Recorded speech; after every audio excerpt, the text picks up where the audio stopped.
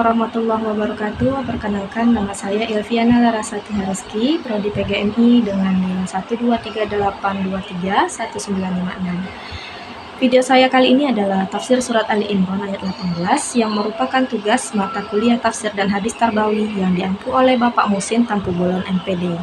Tanpa memperpanjang mukadimah, langsung saja pada materi pada hari ini, yaitu surat Ali Imran ayat 18 yang berbunyi A'udzubillahi minasyaitonir rajim. Bismillahirrahmanirrahim. Syahidallahu annahu la ilaha illa huwal malaikatu wa ulul ilmi qa'iman bil qist la ilaha illa huwal azizul hakim. Syahidallah, Allah menyatakan, yakni menjelaskan dan mengabarkan. Adapun arti dari innahu la ilaha illahu, bahwasannya tidak ada Tuhan melainkan Dia, dan Allah telah menunjukkan kepada kita keesaannya lewat penjelasannya dan lewat apa yang diciptakannya. Wal malaikatu, para malaikat, dan kesaksian mereka adalah pengakuan bahwa tiada Tuhan yang berhak disembah kecuali Allah.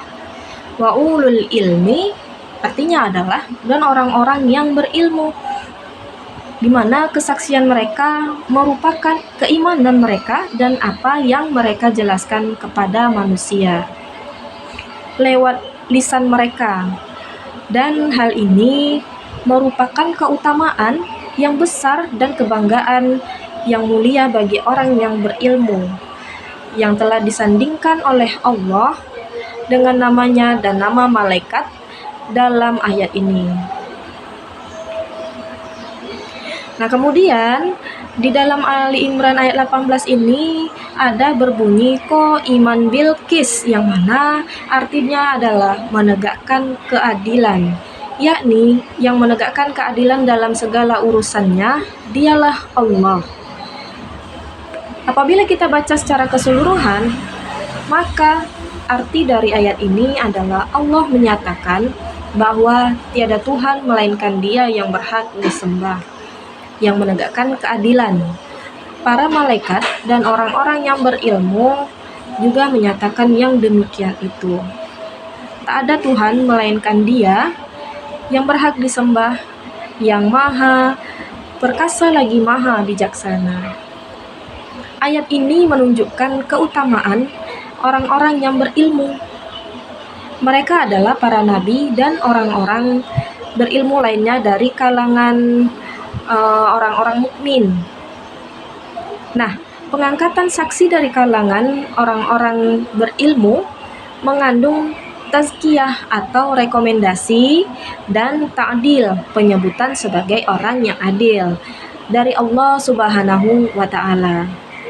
Dan pada mereka merupakan orang-orang yang terpercaya. Artinya mereka ini benar-benar orang yang telah dipilih, baik itu berdasarkan dari petunjuk Allah ataupun orang-orang di sekitarnya.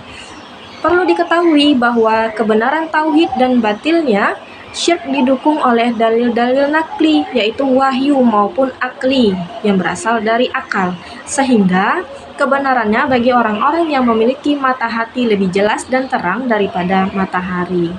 Adapun dalil-dalil naklinya adalah surah isi Al-Quran dan As-Sunnah, terdapat perintah mentauhidkan Allah atau mengesahkan atau juga menjadikan Allah adalah nomor satu dan menguatkannya, mencintai orang-orang yang bertauhid, mencela syirik dan membenci orang-orang yang berbuat syirik, yaitu orang yang menduakan Allah. Sedangkan dalil aklinya diantaranya yang pertama itu bisa merupakan pengakuan manusia terhadap rububiyah Allah, yakni Allah adalah pencipta, penguasa, dan pengatur alam semesta.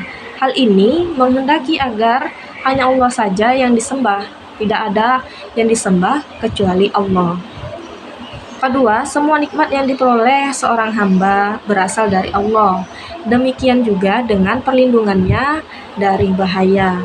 Karena semua nikmat berasal dari Allah, maka hanya Dia saja yang pantas untuk disembah.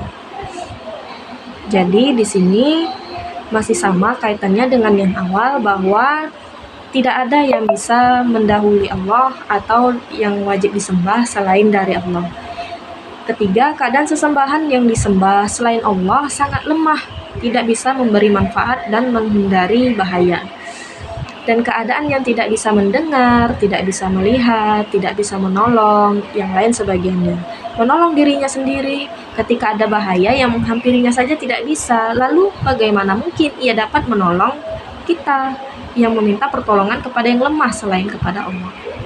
Seperti inilah keadaan yang kita saksikan pada berhala-berhala dan patung-patung yang disembah oleh orang-orang sebelum kita yang tidak menyembah Allah dan tidak mempercayai Allah. Berbeda dengan Allah yang memiliki sifat-sifat sempurna, Al-Hayyu dan Al-Qayyum, Maha hidup dan mampu mengurus makhluknya, Maha perkasa, Maha kuasa, Maha mendengar, lagi Maha melihat, dan sifat-sifat sempurna lainnya yang tidak dimiliki oleh selain Allah, baik itu makhluknya bahkan termasuk pun Nabi.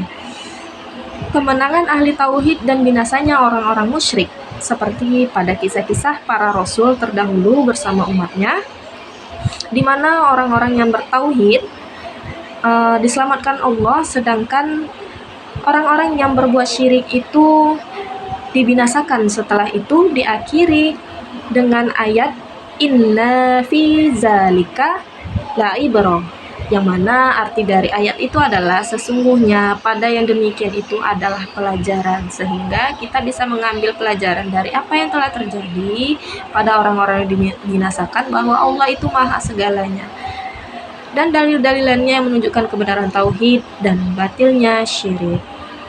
Di samping itu, yang menyatakan tauhid adalah Allah Rabbul Alamin, malaikat dan orang-orang yang berilmu, di mana pernyataan masing-masingnya diterima.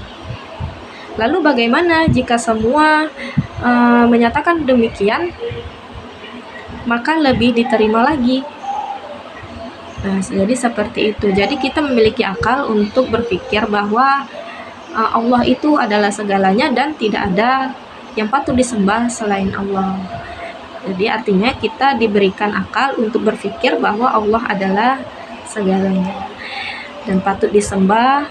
Tidak ada yang kita sembah kecuali hanya kepada Allah Subhanahu wa Ta'ala yang telah memberikan hidup, tidak memberikan kita rezeki dan segala macam yang kita inginkan, termasuk ke dalam doa-doa yang kita panjatkan kepada Allah setiap sholat. Insya Allah akan diterima karena Allah itu maha kuasa, lagi maha mendengar doa segala hamba-hambanya.